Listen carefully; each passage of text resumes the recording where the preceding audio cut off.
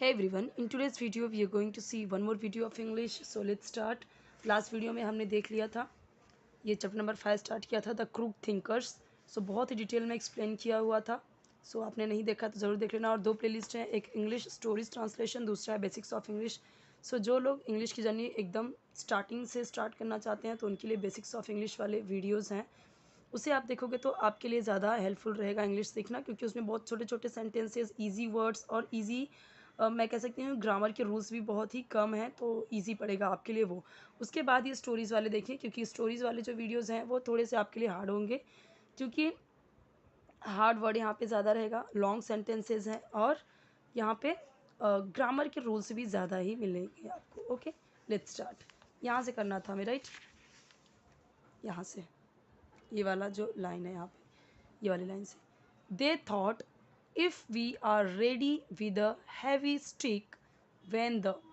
तो रीडिंग के लिए भी कमेंट्स आ रहे हैं कि आप रीडिंग भी बताइए. तो रीडिंग यहाँ पे तो मैं करती हूँ, तो आपको ध्यान देना है. जिस तरीके से मैं रीड करूँगी वैसे ही आपको भी रीड करना है और करेक्ट प्रोनाउंसिएशन भी आपको करना है. ओके. दे थॉट, एक से ज़्यादा हैं, दो लोग, दो चोर थे, इसीलिए दे यूज़ किया है. तो दे का मतलब हम हिंदी में क्या बोलते हैं, या तो वे या उन्होंने. तो जैसे सेंटेंस हिंदी में बने वैसे समझना है. और इंग्लिश में कैसे समझेंगे आप कि दे यानी एक से ज़्यादा लोगों की बात हो रही है. दे थॉट, उन्होंने सोचा. थिंक, थॉट, थिंक का थिंक यानी सोचना होता है. थिंक यानी सोचना, उसका सेकेंड फॉर्म है थॉट. तो सब्जेक्ट के बाद यानी कर्ता के बाद तुरंत ही वर्ब्स का सेकेंड फॉर्म आया है. वर्ब यानी क्रिया, ये क्रिया है. थिंक यानी सोचना, हंसना, बोलना, लिखना, पढ़ना, रोना, गाना, ये सब के सब क्या है, वर्ब है. ठीक है, वर्ब है, क्रिया है जिससे कुछ काम किया जा रहा है. सो ये सब्जेक्ट है, सब्जेक्ट यानी करता. दे थॉट, उन्होंने सोचा. तो ये पास्ट इंडिफिनिट टेंस है. क्यों? क्योंकि सब्जेक्ट के बाद तुरंत वर्ब आया है, वो भी सेकेंड फॉर्म में. तो वो हम सोचा, देखा, किया, आया, कहा, बोला, इस तरीके से हम यूज़ करते हैं. ठीक है. दे थॉट, उन्होंने सोचा. If we are ready with a heavy, अगर, इफ़ यानी यदि या अगर, वी यानी हम, होते हैं या हैं, आर का मतलब रेडी यानी तैयार. नॉर्मली हम रेडी ही बोलते हैं ना, अभी कौन ही तैयार बोलता है. सो आप इंग्लिश में इसे याद कीजिए. विद अ यानी विद यानी के साथ, अ हैवी स्टिक एक भारी यानी थोड़ी वजनदार, भारी स्टिक छड़ी के साथ, भारी छड़ी के साथ. वेन जब. तो यहाँ तक पहले मैंने समझा, मीनिंग आपको समझा देती हूँ. दे थॉट, उन्होंने सोचा. इफ़ वी आर रेडी, यदि हम रेडी होते हैं. विद अ हैवी स्टिक, एक भारी स्टिक से, अगर हम भारी स्टिक के साथ में रेडी रहें. वेन जब, the third man returns from town, we can kill him. Third यानी तीसरा, मैन यानी आदमी, रिटर्न्स यानी आता है वापस, रिटर्न यानी वापस आता है. फ्रॉम टाउन, टाउन यानी शहर, फ्रॉम यानी से. वी कैन हम, कैन यानी सकते हैं, सकता है, सकते हैं, सकती हैं के सेंस में यूज़ होता है. किल यानी मार.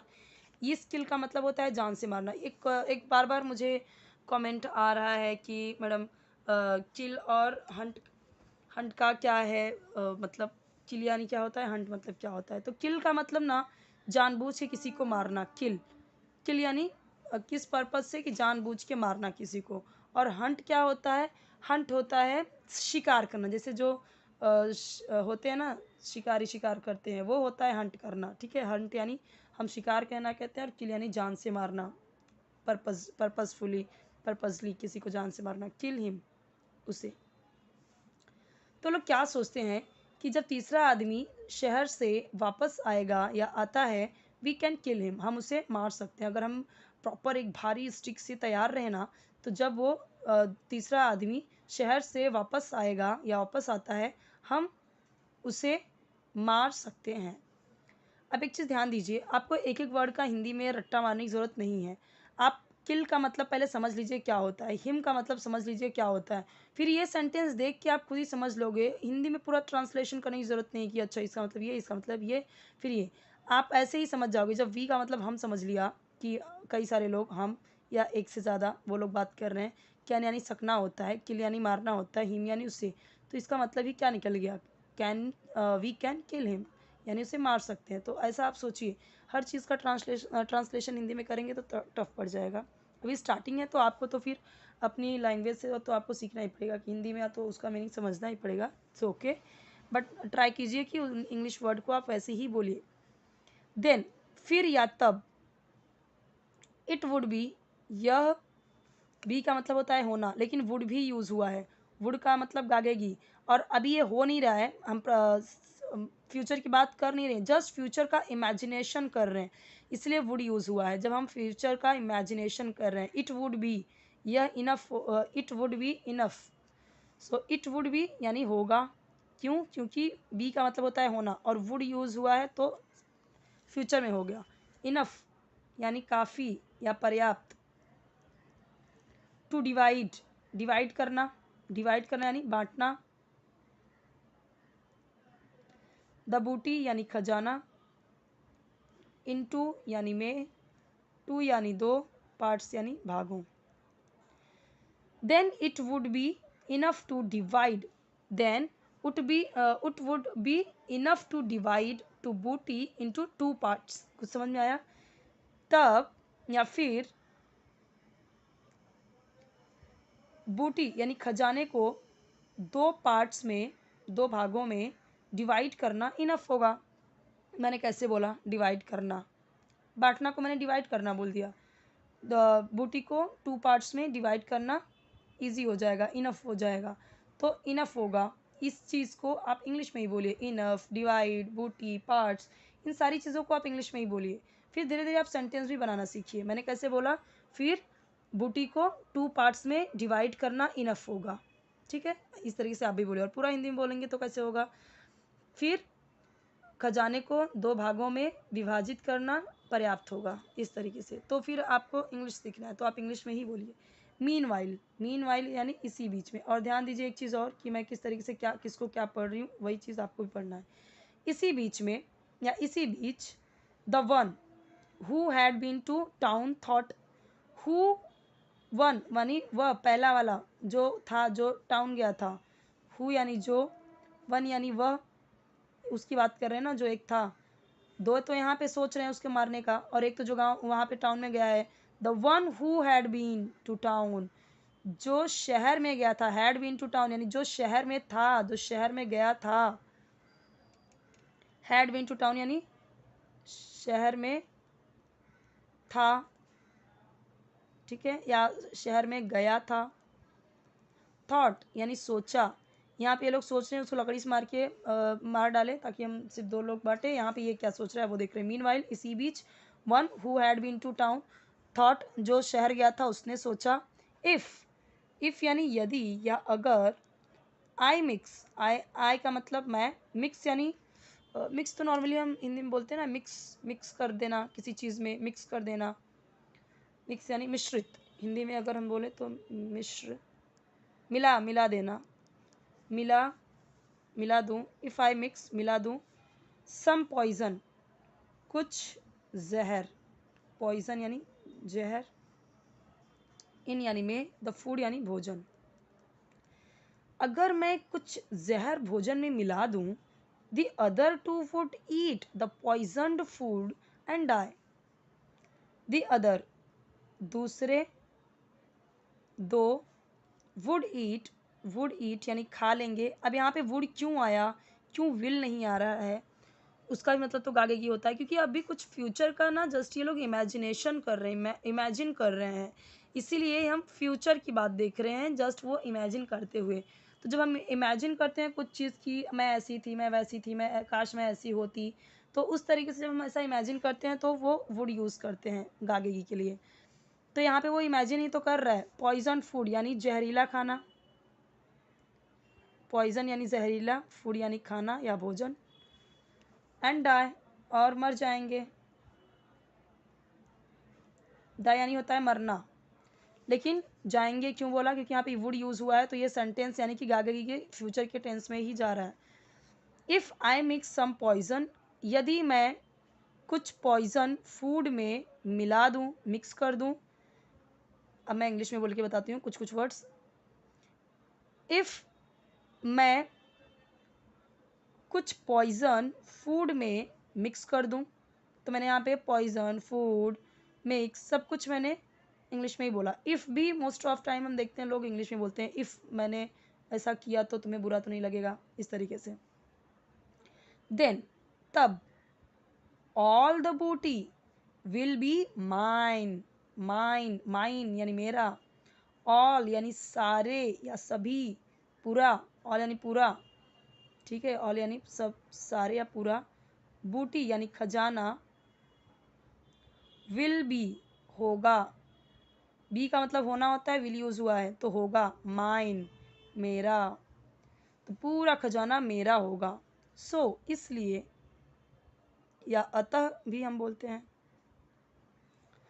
ही मिक्स्ड उसने मिला दिया, सब्जेक्ट आया और मिक्स था, यहाँ पे मिक्स था हमारा मेन वर्ब, ईडी मिला दिया उसमें, सेकंड फॉर्म हो गया, यानी मिला दिया, पास्ट में हो गया क्योंकि ये पास्ट डिफरेंट टेंस से। मैंने बोला है आपको, जब भी कभी सब्जेक्ट के बाद वर्ब में सेकंड फॉर्म यूज़ हुआ हो, मिक्स मिक्स्ड मिक्स्ड होता है तो सेकंड फॉर्म यूज़ हुआ। कुछ भी हेल्पिंग वर्ब यूज़ नहीं हुआ, did, does, do, is, am, are, was, were, कुछ हेल्पिंग वर्ब नहीं आया, बस सब्जेक्ट यानी करता आया, फिर क्रिया में सेकंड फॉर्म लगा दिया, वर्ब में सेकंड फॉर्म लगा दिया, तो ये हो जाता है हमारा पास्ट डिफरेंट टेंस। और उसका हिंदी में हम कैसे बोलते हैं, लिया, दिया, किया, कहा, बोला, गया, आया, रोया, इस तरीके से।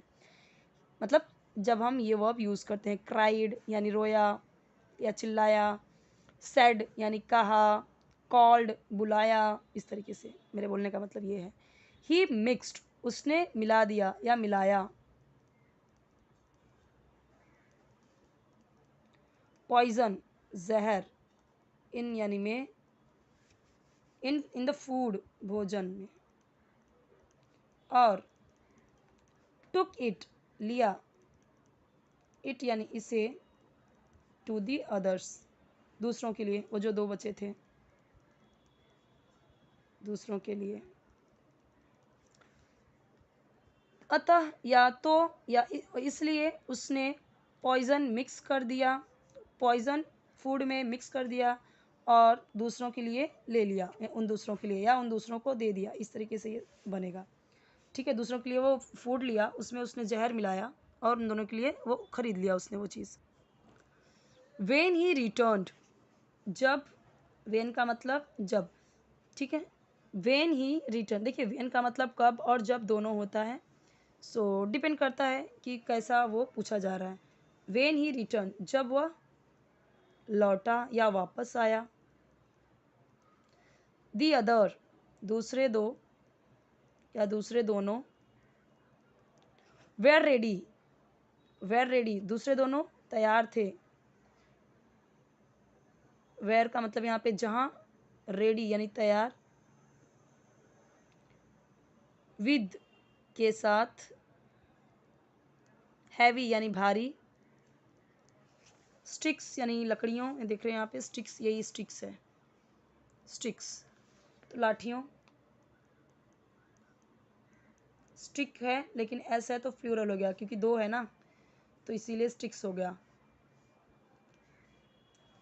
जब वह लौटा, दूसरे दो या दूसरे दोनों, वहाँ, यहाँ पे वहाँ हो जाएगा, वहाँ रेडी थे, विद हैवी स्टिक्स, क्योंकि ये सेकेंड फॉर्म में जा रहा है। देखिए यहाँ पे ही रिटर्न, वह लौटा, द अदर टू, इसी सेंटेंस में ये जाते जा रहा है, इसलिए कहीं पे भी था के लिए हम देख रहे हैं अलग से कुछ नहीं आया है। ठीक है, वेन ही रिटर्न जब वह लौटे, the other two were ready, ready with heavy sticks, दोनों लकड़ियों के साथ तैयार थे। They beat him to death, उन्होंने, उन दोनों ने, बीट यानी पीटा, हिम यानी उसे, टू डेथ मरने तक।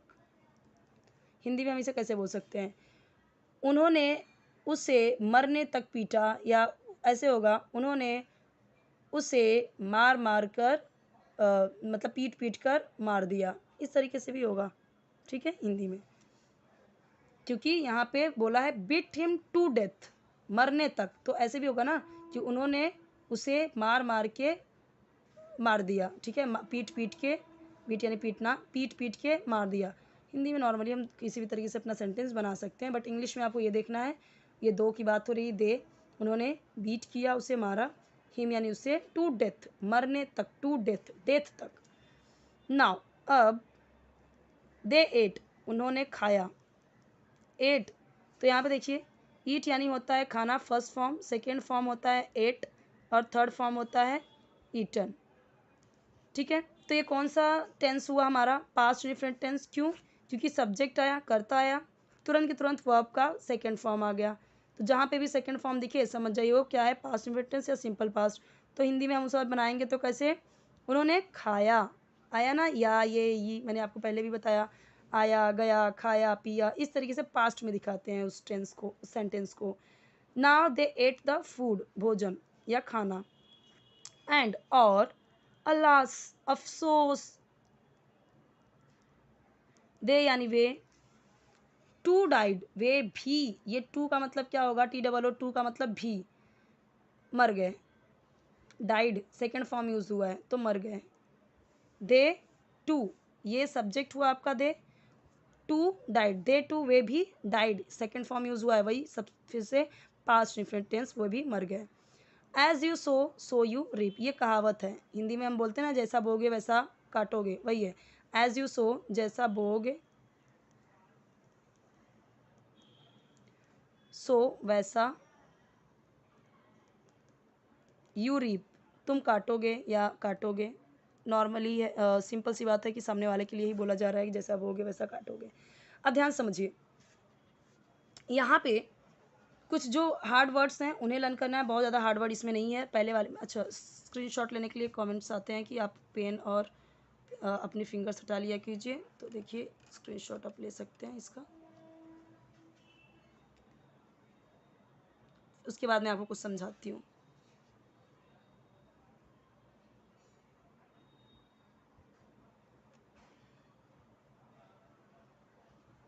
आई होप कि आपने स्क्रीनशॉट ले लिया होगा।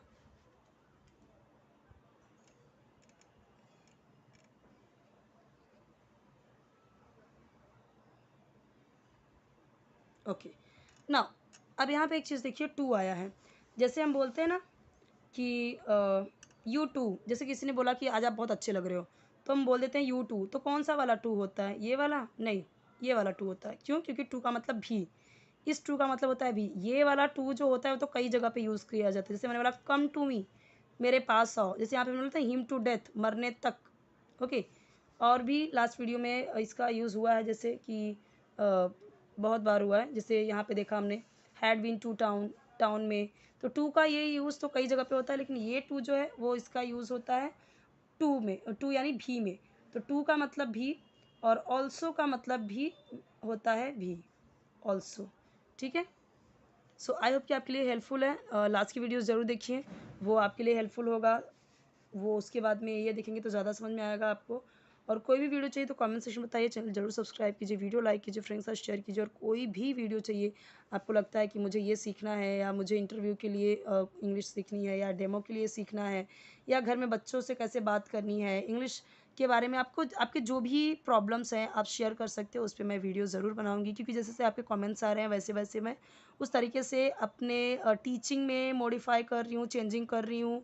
और थोड़ा सा जैसे जैसे कमेंट्स आ रहे हैं कि रीडिंग भी बताइए, तो रीडिंग तो मैं यहाँ पे रीड करती ही हूँ, बस आपको ध्यान से सुनना है, और सुनते सुनते ही आप इंग्लिश सीख जाओगे। डेली 2-3 वीडियो अगर आप देखोगे डेली का डेली, तो ज़रूर ही हेल्प मिलेगा। आप ट्राई करके देखो एटलीस्ट 1 वीक, एक हफ्ते। ओके, फिर आपको खुद चेंजेस नज़र आएगा, और फिर इसी तरीके से आप इंग्लिश को इम्प्रूव कर सकते हो। करेक्ट प्रोनाउंसिएशन बहुत ज़रूरी है, जैसा कि मैं हमेशा बोलती हूँ, क्योंकि इंग्लिश जब आप बोल रहे हो तो आपको ध्यान देना है कि आप किस वर्ड को कैसे प्रोनाउंस कर रहे हो, कैसे बोल रहे हो उसको। ठीक है, रॉन्ग बोलोगे तो फिर वही लोग हंसने वाला काम करते हैं, तो वो थोड़ा सा आपको ध्यान देना है। और दूसरी चीज़ ये है कि हार्ड वर्ड की मीनिंग, वोकैबुलरी बहुत इंपॉर्टेंट है। जैसे मैं इतना हिंदी बोल रही हूँ, तो वो हिंदी हम कैसे बोलते हैं, हमें वो सारे शब्दों की मीनिंग पता है, तो वो शब्द की मीनिंग पता होने ज़रूरी है। अगर आपको शब्दों की मीनिंग ही नहीं पता होगा तो फिर आप कैसे ही कोई भी वर्ड या सेंटेंस बोल पाओगे, राइट।